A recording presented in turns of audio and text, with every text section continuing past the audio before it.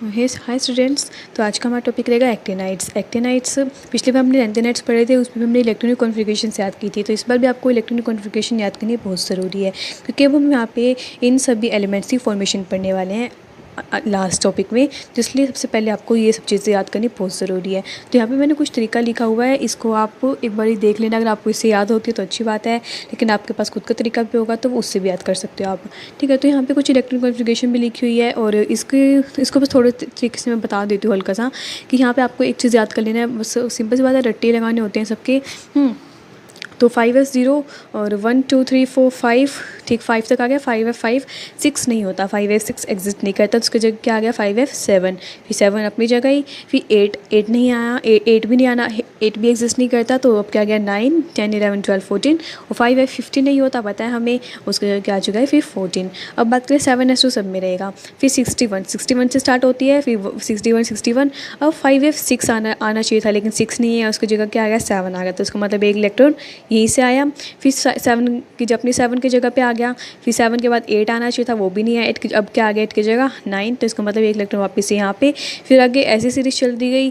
तो उसके बाद लास्ट में 5f15 आता है, होता 14 के बाद 15 आता है, लेकिन 15 एग्जिस्ट नहीं करता, तो 14 एग्जिस्ट करता है। 4f5f में 14 इलेक्ट्रॉन आते हैं ना, तो एक इलेक्ट्रॉन वापस 60 को दे दिया गया। तो ये इलेक्ट्रॉनिक कॉन्फ़िगरेशन है, इसको याद करना, तभी जाके आगे कुछ समझना। ठीक है, तो इस वाले चैप्टर्स में, आपके एक्टिनाइड चैप्टर में, अभी मैंने इलेक्ट्रॉनिक कॉन्फ़िगरेशन के बाद जो कुछ इसमें प्रॉपर्टीज़ दिए, जैसे कि मेल्टिंग पॉइंट दिया हुआ है, बॉइलिंग पॉइंट दिया हुआ है, और ऑक्सीडेशन स्टेट्स या फिर आयनिक रेडिया, ये आप पढ़ सकते हो। बस ये ओनली नॉलेज के लिए, बाकी उनसे क्वेश्चन इतने नहीं एग्जिस्ट करते, बल्कि हाँ थोड़ा बहुत ये आ सकता है कि ऑक्सीडेशन स्टेट कौन कौन सी एग्जिस्ट करती है एक्टिनाइड से, या कौन सी नहीं करती। तो ये सब चीज़ें। अब यहाँ पे हम एक ना प्रोसेस पढ़ेंगे। यहाँ पे आपको आपकी बुक में एक फ्लो चार्ट दिया होगा, फ्लो डायग्राम दिया होगा, जिसमें क्या करना है, हमें एक पिच ब्लेंडे गिवन है। पिच ब्लेंडे के अंदर क्या मिलता है, U3O8 मिलता है। उसको हमें उस पिच ब्लेंडे में से हमें U3O8 को निकालना है, तो उसके लिए एक प्रोसेस है। तो वो प्रोसेस अब हम पढ़ते हैं। ठीक है, अब हम इसमें क्या लिखते हैं, एक्सट्रैक्शन ऑफ, अगला टॉपिक है एक्सट्रैक्शन ऑफ किसका, यूरेनियम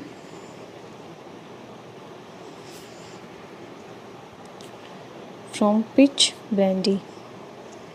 तो हमें इसे निकालना है। सबसे पहले तो जो पिच ब्लेंडी होता है उसके अंदर U3O8 मिलता है, फिर U3O8 से फिर हम यूरेनियम निकाल सकते हैं। तो सबसे पहले क्या है, पिच ब्लेंडी, जिसके अंदर क्या है U3O8 है। ठीक है, अब उसको अब हम ट्रीट करेंगे Na2CO3। ये सब चीज़ें याद रखनी पड़ेगी, इनका कोई तरीका नहीं है। तो U3O8 से क्या बना, Na2UO4। ठीक है, ये एक बारी ऐसे याद रखो। ठीक है, उसको थोड़ी बहुत याद भी हो जाएगा, कोई मुश्किल वाली बात नहीं है, 2-3 में पढ़ोगे इसलिए हो जाता है, मैंने भी किया था याद। तो क्या बन गया Na2UO4। अब इसको एसिड से ट्रीट करा दो, कौन सा, H2SO4। तो क्या बनेगा UO2SO4। ठीक है, UO2SO4। अब यहाँ मैंने Na2CO3 से कराया, फिर H2SO4 से कराया। अब अगेन इसे Na2CO3 से करा दो, अगेन किससे, Na2CO3 से। क्या बन जाएगा, Na की 4 UO2CO3 की थ्राइस। ठीक है, अब Na2CO3 से करा दिया, H2SO4 से करा दिया, फिर से Na2CO3 से करा दिया, और फिर से क्या करा दो, H2SO4 से करा दो। ठीक है, बस ये थोड़ा इसका इजी, काफ़ी इजी स्टेप्स है, क्योंकि बार बार हम वही यूज़ करते हैं। H2SO4 से दोबारा से करा दिया, तो क्या बन गया Na2U2O7.H2O। ठीक है, ये बन चुका है Na2U2O7.H2O। अब अगेन, अब H2SO4 है, उसके बाद क्या डालना चाहिए, फिर से Na2CO3 डालना चाहिए। बस थोड़ा सा चेंज है, अब यहाँ पे जो Na है वो हमारा NH4 से रिप्लेस हो जाएगा। याद रखने के लिए केवल। ठीक है, ऐसे इसको लिख मत देना कि हाँ Na रिप्लेस हो गया Na4 से, ऐसा कुछ नहीं लिखना। सिंपल याद रखने के लिए बता रही हूँ कि पहले Na2CO3 है, फिर H2SO4 डाला, फिर Na2CO3, फिर H2SO4, फिर से Na2CO3, लेकिन अब यहाँ पे Na NH4 से रिप्लेस हो गया, तो क्या डालेंगे NH4 की ट्वाइस CO3। वही Na2CO3 था, तो NH4 से रिप्लेस किया पूरे Na को, तो NH4 की ट्वाइस, दोबारा से CO3। अब जब हमने ये डाला था, तो ये बना था Na2, जब CO3 डाला तब इस तरह का कंपाउंड बना था, तो अब यहाँ पे फिर भी इस तरह का ही बनेगा, बिल्कुल सेम। Na की जगह NH4 आ जाएगा, NH4 की 4 UO2CO3 की थ्राइस। कहा था ना, बिल्कुल ईजी है, बहुत ईजी है स्टेप्स। अब अगेन इसमें क्या डाल दो, अब इसको क्या करते हो ठंडा कर दो। अब इसके बाद H2SO4 डालना चाहिए था, तो उसको सीधा ठंडा कर देते हैं, बॉयल एंड कूल कर देते हैं, सिंपल। अब लास्ट की प्रोसेस हमारी खत्म हो चुकी है। अब जैसे बात करें, मैंने अभी क्या किया, Na2CO3 डाला था तब ये बन गया था, फिर H2SO4, फिर ये बन गया था। अब Na की वाली रिप्लेस कर दी थी मैंने, NH4 की ट्वाइस CO3 डाला था, तो कुछ इस तरह का कंपाउंड बना था, बस Na को NH4 से रिप्लेस कर दिया था। अब मैं दोबारा से कूल कर रही हूँ, अब कुछ इस तरह का कंपाउंड बनेगा। सेम से प्रोसेस रिपीट होते हैं, इसलिए काफ़ी ईजी है रिएक्शन याद रखने के लिए। और मार्क्स गेनिंग भी एक बार पेपर में एक पूरी इकट्ठी रिएक्शन आ जाए तो आपके लिए काफ़ी अच्छा है। तो Na को वही NH4 से रिप्लेस कर दो, NH4 की ट्वाइस U2O7 डॉट H2, बिल्कुल सेम, ठीक है, बहुत ईजी है ये। और इसके बाद सॉरी H2 नहीं आएगा, ठीक है, अभी हमारा बन चुका है। अब इसको जो प्रोडक्ट बना है इसको मैं क्या करती हूँ, कैल्साइंड कर देते हैं। हम इसको क्या कर देते हैं, कैल्साइंड। तो क्या बन जाएगा, जो प्रोडक्ट हमें चाहिए U3O8। अब हमें ये मिल चुका है। अब हम इससे यूरेनियम एक्सट्रैक्ट कर सकते हैं, बहुत ईजी है। इसको सबसे पहले हम क्या करेंगे, सिंपल फॉर्म में लेके आएंगे, इसको हम हाइड्रोजन सिलेक्शन कराएंगे। इसकी हाइड्रोजन सिलेक्शन कराओगे तो क्या बनेगा, यहाँ बनेगा UO2। क्या बन गया, UO2। अब UO2 को हम दो तरीके से ट्रीट कर सकते हैं। जैसे कि अगर मान लो, अगर पहले मैं इसको HF से ट्रीट कराऊँ, किससे, HF से, तो क्या बनेगा UF4। फिर फ्लोरीन जब होएगा तो हम इसको मैग्नीशियम से ट्रीट करेंगे, तो हमारा क्या बन जाएगा, यूरेनियम। क्या मिल गया, यूरेनियम मिल चुका है। दूसरा तरीका है कि मैं इसको Cl2 से ट्रीट कराऊँ। Cl2 से ट्रीट कराऊँगे तो क्या बनेगा, UCl4। अगर Cl है तो यहाँ पे मुझे यूज़ करना पड़ेगा Na वाला, और Na की यूज़ करेंगे तो वापस भी हमें मिलना, तो ये यूरेनियम चाहिए, प्रोसेस यूज़ कर लो, चाहिए प्रोसेस यूज़ कर लो, दोनों सेम ही है। तो कुछ बहुत ईजी स्टेप थे, कोई मुश्किल नहीं था। सबसे पहले क्या है, पिच ब्लेंड ही है, Na2CO3 डाला जो बना, फिर H2SO4, फिर Na2CO3, फिर H2SO4। अब दोबारा से Na2CO3 डाल सकते हैं। अब यहाँ पे Na को NH4 से रिप्लेस कर दो, तो NH4 2 CO3। जैसे ये प्रोडक्ट बना था बिल्कुल सेम प्रोडक्ट बनेगा, Na से NH4 को रिप्लेस, फिर आगे बॉयल एंड कूल कर दिया। अब जैसे ये प्रोडक्ट बना था बिल्कुल यहाँ पे सेम प्रोडक्ट, Na2 को NH4 से रिप्लेस कर दिया, अभी बन चुका है। और जो प्रोडक्ट बना उसको हम कैल्साइंड करने के हमें जो चाहिए था U3O8 मिल जाएगा, उसको हाइड्रोजन से रिएक्शन करके उसका ऑक्साइड मिलेगा, और फिर इसको एक बार HF से करा दो या फिर मर्जी Cl से करा दो, कैसे करा लो। बस प्रोसेस याद रखनी है कि अगर F वाला है तो मैग्नीशियम डालना है, और अगर Cl वाला है तो सोडियम डालना है। तो लास्ट प्रोडक्ट क्या बनेगा, यूरेनियम ही बना, और हमें यही चाहिए था। तो अगला टॉपिक हमारा है chemistry of separation of neptunium, plutonium and americium from जेनेरियम। अब हम यूरेनियम से इन सब चीज़ों को हम अलग अलग करेंगे, इनको सेपरेट करेंगे, यूरेनियम से इसको बाहर निकालेंगे, मतलब चीज़ों को अलग निकालेंगे। तो इसकी भी एक पूरी प्रोसेस है। तो सबसे पहले क्या होता है, हम यहाँ पे क्या कहते हैं, एक फ्यूल रोड लेते हैं। क्या लेते हैं, एक फ्यूल रोड। जो एक फ्यूल रोड है हमारी, वो हम किस में से निकालते हैं, न्यूक्लियर रिएक्टर से निकालते हैं। कहाँ से ली हमने, न्यूक्लियर रिएक्टर से ली। अब ये हमने जो फ्यूल रोड ली है, इसको हम न्यूक्लियर रिएक्टर से निकालेंगे, और उसको हम बिल्कुल ठंडे पानी में, या तो को पॉन्ड में उसको हम रखेंगे। कितने दिन तक, 100 डेज़ तक हम उसको रखेंगे, जिसकी वजह से क्या हो जाएगा, वो ठंडा पड़ जाएगा, कूल हो जाएगा। अगर वो कूल हो गया तो उसके अंदर जितने भी हाईली रेडियोएक्टिव आइसोटॉप्स थे, क्या थे,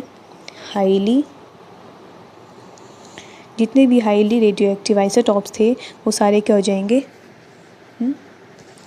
उनकी रेडियो एक्टिविटी कम हो जाएगी, अपनी एक्टिविटी वो लूज़ कर देंगे। जितनी भी हाईली रेडियो एक्टिव आइसोटॉप्स थे उनकी जो एक्टिविटी है वो लूज़ हो जाएगी, ठीक है। तो याद रखना आपको, ये क्या हो जाएगी, इनकी रेडियो एक्टिविटी जो है लॉस हो जाएगी, इनकी रेडियो एक्टिविटी लॉस हो जाएगी। सिंपल सी बात है, पहले फ्यूल रोड ली, न्यूक्लियर रिएक्टर से फ्यूल रोड निकाली, उसको ठंडा किया, और जिसकी वजह से क्या हुआ, उसकी जो एक्टिविटी है वो लॉस हो गई, ख़त्म हो गई। तो अब हम क्या करेंगे, अब उसमें से हम ईजिली नेपच्यूनियम, प्लूटोनियम या अमेरिकम को किस में से निकाल सकते हैं, इजीली फ्रॉम यूरेनियम से इजीली सेपरेट करते हैं। उस मेथड का एक नाम दिया गया था प्योरेक्स मेथड, ठीक है। तो यहाँ पे एक और प्रोसेस पढ़ेंगे, इसका नाम है प्योरेक्स मेथड, जिसमें हम क्या करेंगे, इन तीनों चीज़ों को यूरेनियम से सेपरेट करेंगे। तो जैसे हमने पिछली प्रोसेस पढ़ी थी, ये भी प्रोसेस बहुत इजी है। तो सबसे पहले वही हमने जो फ्यूल रेडी थी उसको ठंडा किया था, तो वही लिखेंगे अब, कोल्ड फ्यूल एलिमेंट। क्या है, कोल्ड फ्यूल एलिमेंट। इसको मैं ट्रीट करूँगी HNO3 से। किससे ट्रीट करेंगे, HNO3 से, ये आपको याद रखने पड़ेंगे। तो इसमें बनेगा हमारा, हमें एक सोल्यूशन मिलेगा किसका, UO2 पॉजिटिव, साथ में प्लूटोनियम मिलेगा जिसकी कौन सी +4 मतलब ऑक्सीडेशन स्टेट में हमें प्लूटोनियम मिलेगा, साथ में हमें कुछ फिजन प्रोडक्ट्स मिलेंगे। क्या मिलेंगे? कुछ फिजन प्रोडक्ट्स। अब हम इसको ट्रीट करेंगे TBP से। TBP क्या होता है? Try butyl phosphate. क्या है? Try butyl phosphate. इससे ट्रीट करने के बाद अब यहाँ पे हमारा पहला मेथड तो ऐसे ही सेपरेट हो जाता है। यहाँ पे TBP डालते ही हमें UO2 पॉजिटिव और PU4 हमें से अलग मिल जाएंगे, बिल्कुल सेपरेट मिल जाएंगे। और जो बाकी बचे इसके अंदर वो क्या क्या थे? जितने भी हमारे फ्यूज़न प्रोडक्ट्स जो बचे, साथ में 3 चीज़ें थी ना, UO2 था, PU था और फ्यूज़न प्रोडक्ट्स थे। तो हमारे पास ये दोनों तो अलग निकल गए। अब हमारे पास क्या बचा? फ्यूज़न प्रोडक्ट्स बचे, तो उसका हमें एक्वा सोल्यूशन मिल जाएगा। उन फ्यूज़न प्रोडक्ट्स में क्या क्या आते हैं? NP and americium. ठीक है, तो ये हमें दोनों चीज़ मिल गई। अब यहाँ पे हमारा सबसे पहला हमारा काम तो क्या कंप्लीट हुआ कि हमने तीन चीज़ें थी ना, ये NP, AM और PU था, हमें इसको U से सेपरेट करना था। तो 2 तो अलग सेपरेट हो चुके, अभी 2 चीज़ें बचे, अभी इनको अलग अलग करते हैं। अब हम डालेंगे इनके अंदर FeNH2, आगे क्या था? SO3 की ट्वाइस। ठीक है, अभी डालेंगे, जिससे क्या बनने वाला है? UO2 positive. अब जो UO2 पॉजिटिव है, ये आपकी बुक में लिखा हुआ है कि UO2 पॉजिटिव इन TBP। इसका मतलब क्या है? क्योंकि हमने पहले TB पे डाला था, तो उस वजह से UO2 पॉजिटिव है वो TBP में रह चुका है। और जो हमारा एक और चीज़ थी क्या? PU, वो हमारा अलग निकल जाएगा सेकंड प्रोसेस में। तो फर्स्ट प्रोसेस में हमने TB पे डाला था, तो हमारे पहले 2 चीज़ सेपरेट हो चुकी थी। अब हमने ये डाला तो UO2 पॉजिटिव TBP में था, और जो हमारा एक हमें अलग से एक सोल्यूशन मिल गया, एक्वा सोल्यूशन मिला किसका? PU का। लेकिन एक चीज़ याद रखनी है कि आपके पास जो हमें PU मिला है, पहले हमारा पहले वो 4 ऑक्सीडेशन स्टेट में था, मतलब +4, अब वो हमें 3 ऑक्सीडेशन स्टेट में मिला है। तो सबसे पहले हम इसी को सॉर्ट आउट करते हैं। अभी हमारे पास 3 ऑक्सीडेशन स्टेट में है, अब मैं इसको वापस से 4 में लेके आना है। तो मैं इसको क्या करूँ? इसको ऑक्सीडाइज़ कर देती हूँ। कर सकते हैं ना, इसको ऑक्सीडाइज़ कर देंगे विद HNO2 से। तो मुझे क्या मिल जाएगा? वापस PU मिल जाएगा +4 ऑक्सीडेशन स्टेट में। अब मैं इसके ऑक्जेलिक एसिड से ट्रीट करा देती हूँ। ऑक्जेलिक एसिड क्या होता है? C2O4, और C2O4 होता है, उसकी ऑक्सीडेशन स्टेट कितनी होती है? 2 और तो PU किस में एग्जिस्ट कर रहा है? +4 में।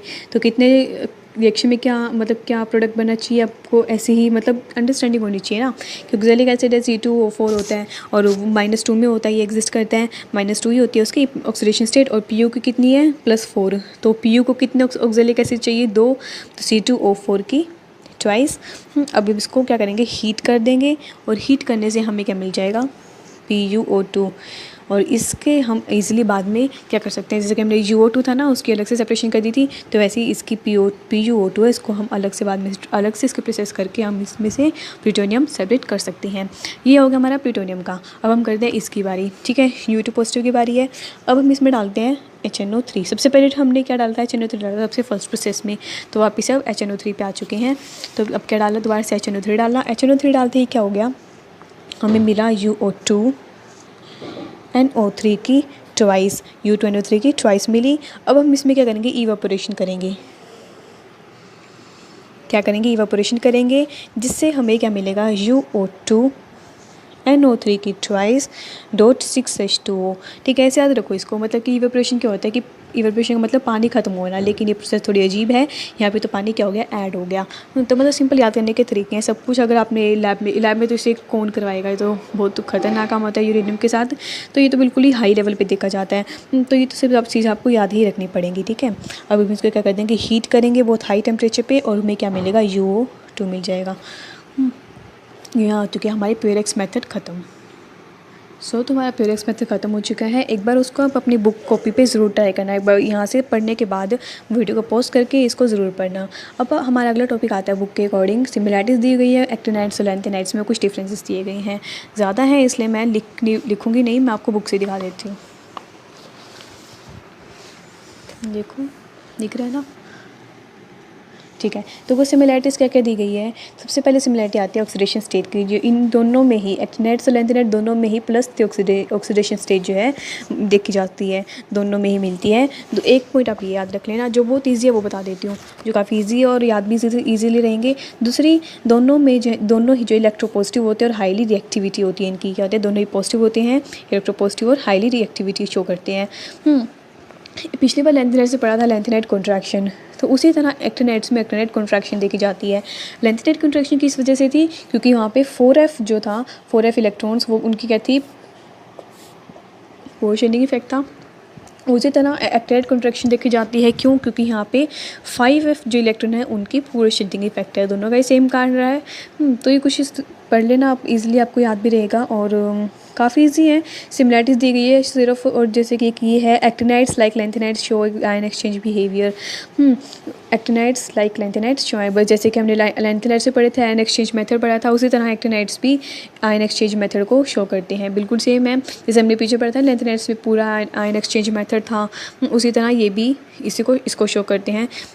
तो बस कुछ ये सिमिलरिटीज़ दी गई हैं और तो कुछ नहीं है इसमें इतना इम्पोर्टेंट। बाकी यहाँ पे दिया गया है कि कुछ शार्प बैंड्स बनते हैं या फिर शार्प लाइन बनती है, कैसे अपीयर होती है due to F transitions, colour show करते हैं, ये सब चीज़ें हैं। अब आगे यहाँ पे आते हैं कुछ डिफरेंसेस थोड़े इंपॉर्टेंट है इसकी। अब जैसे कि पहला आता है ऑक्सीडेशन स्टेट, हमें ऊपर बढ़ा कि दोनों में +3 ऑक्सीडेशन स्टेट देखी जा सकती है, लेकिन अगर लेंथेनाइड की बात करें, एग्जैक्ट बात करें तो लेंथेनाइड में +3, उसके अलावा +2 +4 देखी जाती है, लेकिन एक्टिनाइड्स में +3 तो होती है, लेकिन उसके अलावा हायर ऑक्सीडेशन स्टेट लाइक +4 +5 +6 +7 देखी जाती है। ठीक है। और दूसरे अगर हम केमिस्ट्री ऑफ एलिमेंट्स की बात करें, जैसे कि 4f और 5d जो सबशेल हैं, उनमें काफ़ी लार्ज गैप देखने को मिलता है। किसमें? लार्ज एनर्जी गैप देखने को मिलता है। लेंथेनाइड्स में 4f और 5d के बीच में लार्ज एनर्जी गैप देखने को मिलता है। इसलिए इन एलिमेंट्स की जो केमिस्ट्री होती है, फिर इनकी जो आपस में हम बात करें, इन सारे एलिमेंट्स की, जो सारे एलिमेंट्स एक दूसरे को फेयरली सिमिलर करते हैं, मतलब एक जैसे ही दिखते हैं, इनकी केमिस्ट्री एक जैसी ही होती है। लेकिन अगर बात करें एक्टिनाइड्स की, तो इनमें काफ़ी स्मॉल एनर्जी गैप देखने को मिलता है 5f और 6d में। इसी वजह से इन एलिमेंट्स की जो केमिस्ट्री है काफ़ी वेरिएबल करती है। दूसरा शील्डिंग इफेक्ट, अगर हम बात करें, जैसे हम लोग ऊपर पढ़ा था कि 4f इलेक्ट्रॉन के पूरे शील्डिंग इफेक्ट और सिर्फ 5f की पूरे शील्डिंग इफेक्ट है, लेकिन इनके डिफरेंस पढ़ा जाए तो 4f की समवट ग्रेटर शील्डिंग इफेक्ट है एज़ कम्पेयर टू 5f। इसकी थोड़ी कम रहती है, 4f की थोड़ी ज़्यादा है 5f से, अगर डिफरेंस की बात करें। टेंडेंसी टू फॉर्म कॉम्प्लेक्सेस, दूसरा जो लेंथेनाइड्स है वो कम कॉम्प्लेक्स की फॉर्मेशन करते हैं, जबकि ये हाई कॉम्प्लेक्स ग्रेटर टेंडेंसी रखते हैं, मतलब कॉम्प्लेक्स बनाने की, काफ़ी स्टेबल कॉम्प्लेक्सेस की फॉर्मेशन करते हैं। दूसरा अगला कि ये लेस बेसिक होते हैं लेंथेनाइड्स, और एक्टिनाइड्स मोर बेसिक होते हैं। एक याद कर लेना कलर्स वाला, ये कलरलेस होते हैं और ये कलर शो करते हैं। एक रेडियो एक्टिविटी का भी इंपॉर्टेंट है। रेडियो एक्टिविटी में क्या है कि प्रोमीथियम को छोड़ के सारे के सारे नॉन रेडियो एक्टिव है, ये शायद मैंने बताया था लेंथेनाइड्स में कि सिर्फ प्रोमेथियम ही रेडियो एक्टिव माना जाता है, लेंथेनाइड से बाकी सारे के सारे नॉन रेडियो एक्टिव है। लेकिन एक्टिनाइड की बात करें तो एक्टिनाइड में सारे के सारे रेडियो एक्टिव होते हैं। तो ये थे कुछ डिफरेंसेस, इंपॉर्टेंट भी याद कर लेना। अब आता है एक टॉपिक आपकी बुक में, यूज़ एज न्यूक्लियर फ्यूल्स, कि हम कौन से एलिमेंट्स को as a nuclear fuel use करते हैं। तो दो नाम तो आपने पढ़े ही होंगे, nuclear fission and nuclear fusion. Nuclear fusion and nuclear fission, जो दोनों ही ये जो चीज़ें हैं, दोनों ही जो प्रोसेसेस हैं, ये दोनों न्यूक्लियर प्रोसेसेस है, और इनमें एनर्जी निकलती है, फिर एनर्जी प्रोड्यूस होती है, और उसे हम क्या बोलते हैं? Nuclear energy. हम बात करें जैसे कि न्यूक्लियर फ्यूल्स की, तो पूरे एक्टिनाइड्स में सिर्फ 3 ही ऐसे एलिमेंट देखने को मिलते हैं जिसे हम न्यूक्लियर फ्यूल में यूज़ करते हैं। कौन सा? Uranium, thorium and plutonium.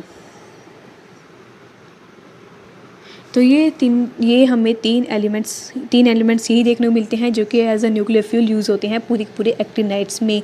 अगर हम बात करें यूरेनियम की, यूरेनियम हमें कहाँ से मिलता है? पिचब्लेंडी से मिलता है, लेकिन पिचब्लेंडी इंडिया में नहीं है। तो हम इंडिया में बात करें तो हम यूरेनियम को एक और चीज़ होती है पिचब्लेंडी की तरह, कार्नोटाइट। क्या होता है? कार्नोटाइट, इससे हम एक्सट्रैक्ट करते हैं इंडिया में अगर बात करें यूरेनियम को, और ये हमें कहाँ मिलता है? बिहार के साइड मिलता है। दूसरा बात करें थोरियम हमें एक मोनासाइट सैंड होती है, वहाँ से एक्सट्रैक्ट कर सकते हैं हम थोरियम को। और प्लूटोनियम नेचर में एग्जिस्ट नहीं करता, प्लूटोनियम को हम यूरेनियम से ही बनाते हैं, और हम कैसे बनाते हैं वो हम आगे देखेंगे। तो अब होगा इतना ही। अब एक मेथड, यहाँ पे कुछ मेथड दिए हुए हैं, 4 मेथड दिए हुए हैं। उन मेथड को हम यूज़ करते हैं to separate isotopes of uranium. तो टॉपिक अलग से बना लेते हैं, methods of separation of isotopes of uranium के आइसोटोप्स को सेपरेट करने के लिए कुछ मेथड्स हैं। लाइक पहला मेथड दिया गया है थर्मल डिफ्यूज़न, अगला मेथड दिया गया है गैसेस डिफ्यूज़न। एक थर्ड मेथड है इलेक्ट्रोमैग्नेटिक सेपरेशन एंड फोर्थ है बाय यूजिंग गैस सेंट्रीफ्यूग। यहाँ पे कुछ हमें मेथड दिए गए हैं और सबसे लार्ज स्केल पे गैसेस डिफ्यूज़न मेथड का यूज़ होता है to separate isotopes of uranium. तो ये तो उसके बाद आपकी बुक में एक अगला टॉपिक आता है ट्रांस यूरेनिक एलिमेंट्स। तो मैं जनरली बता देती हूँ ऐसी जो ट्रांस यूरेनिक एलिमेंट्स होते हैं वो किन्हें बोलते हैं। यूरेनियम से आगे जितने भी हमें एलिमेंट्स मिलते हैं उन्हें हम ट्रांस यूरेनिक एलिमेंट्स बोलते हैं। क्या होते हैं ट्रांस यूरेनिक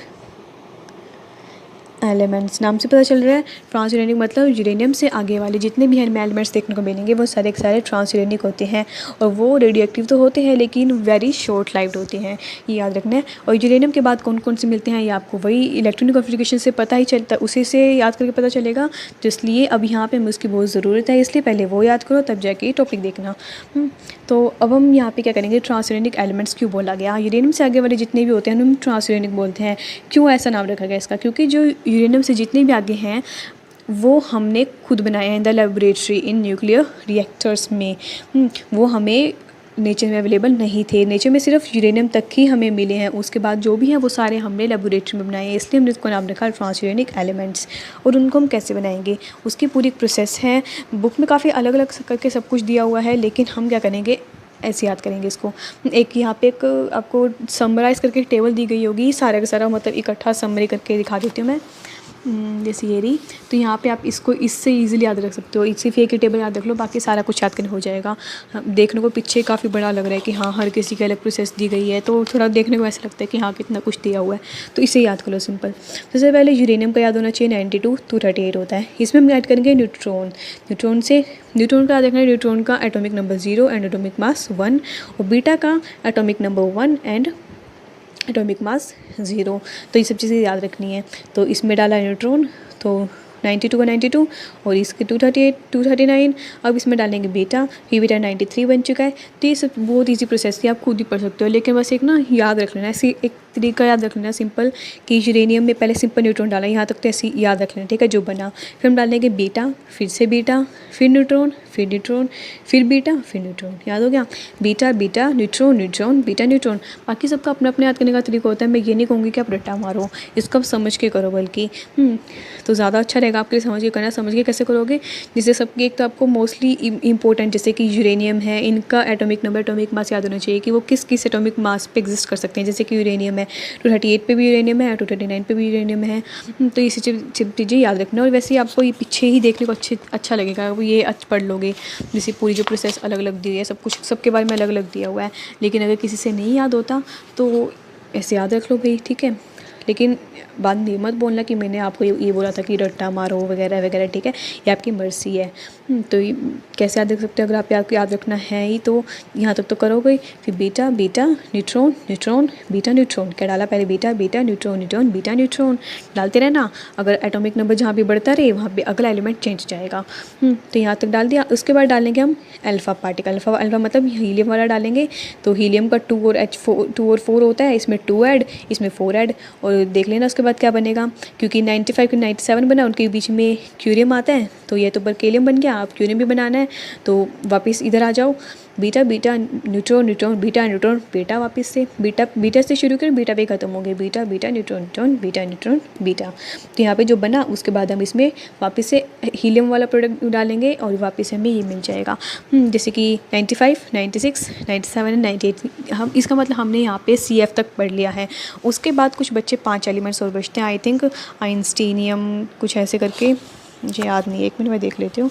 आइंस्टीनियम, फर्मियम और कुछ ये मेंडेलियम, नोबेलियम, लॉरेंशियम, ये सब चीज़ें और बचती है। ये भी ऐसी ईजी बहुत ईजी प्रोसेस है, इनका पीछे से देख सकते हो। जैसे कि जो CF था, CF में हमें अभी हमने पीछे क्या पढ़ा, CF 98 पे था और किस पे था वो 245 पे, 245 पे लास्ट हमने इसको इधर छोड़ा था। अब हमें इससे क्या बनाना है, हमें इससे बनाना है आइंस्टीनियम जो एग्जिस्ट करता है 99 पे और 2 मास कितना है 253। तो ऑब्वियसली देख लो 98 99 हो रहा है, तो हम इसमें क्या ऐड करना पड़ेगा खुद भी सोच सकते हो आप, बहुत ईजी है ये भी। पहले तो क्या करेंगे, हम इसमें काफ़ी सारे न्यूट्रॉन ऐड करेंगे, जब यहाँ तक पहुँचाएंगे इसको, फिर उसके बाद हम बीटा डाल देंगे ताकि एक एटॉमिक नंबर चेंज हो जाए, ठीक है। तो ऐसे करके सारे, अब देखिए जैसे कि यहाँ पे 45 है, 45 से हमें 53 बनाना है, तो हम पहले कितने न्यूट्रॉन डालेंगे वो देख लो, फिर जब 253 तक आ जाए तो ये तो सेम ही रहेगा एटॉमिक नंबर, क्योंकि n तो नीचे 0 है। फिर बाद में एक एटॉमिक नंबर बढ़ाने के लिए उसमें बीटा डाल देंगे, क्योंकि बीटा 1 होता है, ठीक है। तो उसी तरह बाकी दी हुई है फर्मियम का भी ऐसी है, जैसे कि अब ES बन चुका है, 99 पे है, 253 तो बहुत इजी है, इसमें सीधा न्यूट्रॉन डाल देंगे हम, और क्या बन जाएगा ES 99 254। अब इसमें क्या डाल देंगे, बीटा पार्टिकल, और क्या बन जाएगा फर्मियम 100 पे 254। याद रखना है, सिंपली आप कैसे भी याद रख सकते हो, आपकी मर्जी है, जैसे मैंने बताया वैसे याद रख लो, नहीं जैसे आपने खुद का कोई निकाल रखोगा वैसे याद रख लेना, बहुत ईजी है, लेकिन याद करना ज़रूरी है, ये बात याद रखना, सिर्फ याद करना बहुत ज़रूरी है। अब एक लास्ट टॉपिक बचता है हमारा लेटर एक्टिनाइड्स। क्या बचता है, later actinides. Later actinides topic का नाम ही इससे मतलब काफ़ी इजी पड़ता है, देखने से ही पता चलता है लेटर एक्टिनाइड्स क्या है। क्यूरियम से आगे वाले जितने भी हैं, क्यूरियम से आगे वाले जितने भी हमें एलिमेंट्स देखने को मिलेंगे, वो उन सारों को हम क्या बोलते हैं, लेटर एक्टिनाइड्स। दो टर्म आई है, ट्रांसयूरेनिक किसे बोला, जितने भी यूरेनियम से आगे थे, और लेटर एक्टिनाइड्स किसे बोला, जो क्यूरियम से आगे हैं, उन सबको हम लेटर एक्टिनाइड्स बोलते हैं। और इन्हें क्यों बोला जाता है लेटर एक्टिनाइड्स, क्योंकि सबसे पहले जो क्यूरियम था उसको हमने प्लूटोनियम पे अल्फ़ा बोम्बार्डमेंट करके हमने सबसे पहले क्यूरियम लिया था, या फिर को हमें सबसे पहले क्यूरियम मिला था। प्लूटोनियम के हमने बोम्बार्डमेंट की थी, इस पर कौन सी अल्फ़ा बोम्बार्डमेंट की थी, जिससे हमें क्यूरियम मिला था सबसे पहले, इसलिए और उसके बाद ही हमने उन सबको डिस्कवर किया है। बाकी कौन सा ये अमेरिशियम वगैरह जो भी इसके बाद आते हैं, क्यूरियम के बाद जितने भी आते हैं ना, उन सबको हमने बाद में डिस्कवर किया था। तो मतलब सिंपल सी क्या बात है, कही इसने कि लेटर एक्टिनाइड्स क्या है, क्यूरियम के बाद वाले जितने भी हैं उनको हम लेटर एक्टिनाइड्स बोलते हैं। क्यों बोलते हैं, क्योंकि हमने सबसे पहले प्लूटोनियम पे अल्फ़ा बोम्बार्डमेंट करके हमें क्यूरियम मिला था, इसलिए हमने उनसे उसके बाद वाले सबको हमने क्या बोल दिया, लेटर एक्टिनाइड्स बोल दिया। और यहाँ पे इसमें आपको काफ़ी कुछ बड़ा टॉपिक दिया हुआ है आपके, लेकिन इसमें थ्योरी देखी थी मैंने, इतना कुछ खास नहीं है, आप जब पढ़ोगे आपको ईजिली समझ में आ जाएगा कि इसमें कुछ लिखा हुआ है कि जो एक्टिनाइड्स होते हैं हम उसको ईजिली सेपरेट कर सकते हैं लैंथेनाइड से, क्योंकि वो ज़्यादा कॉम्प्लेक्स बनाते हैं। मैं दिखा सकती हूँ आपको कुछ लाइनें, जैसे मैंने मार्क की थी, तो आप देख सकते हो जैसे कि कुछ लाइनें इंपॉर्टेंट सी है कि जो एक्टिनाइड्स होते हैं हम इसको लैंथेनाइड से ईजिली सेपरेट कर सकते हैं, क्योंकि एक्टिनाइड्स जो है कॉम्प्लेक्स की फॉर्मेशन करते हैं। और यहाँ पे कुछ इल्यूटेड का कुछ प्रोसेस दिया हुआ है कि हम एक्टिनाइड के आयन्स को आसानी से निकाल सकते हैं, आसानी से सेपरेट कर सकते हैं। इल्यूटेड मतलब सेपरेट करना या फिर निकालना, अलग कर सकते हैं या एज़ कम्पेयर टू लैंथेनाइड्स। बस कुछ ऐसी चीज़ें दी हुई हैं और कुछ नहीं है इस पूरे टॉपिक के अंदर, लेकिन पढ़ना ज़रूरी है। अगर नहीं पढ़ोगे तो समझ में नहीं आएगा कि लेटर एक्टिनाइड्स, सिर्फ क्वेश्चन आ गया कि व्हाट इज़ लेटर एक्टिनाइड्स, तो आप सिर्फ ये नहीं लिखोगे कि क्यूरियम से आगे वाले को लेटर एक्टिनाइड्स बोलते हैं, आपको थोड़ी एक बार तो पढ़नी ही पड़ेगी। तो अगर आपको कोई दिक्कत हो तो आप मुझसे क्वेश्चन पूछ सकते हो, कमेंट बॉक्स में पूछ सकते हो, मैं हर क्वेश्चन का जवाब दूँगी आपको, ठीक है। Thank you.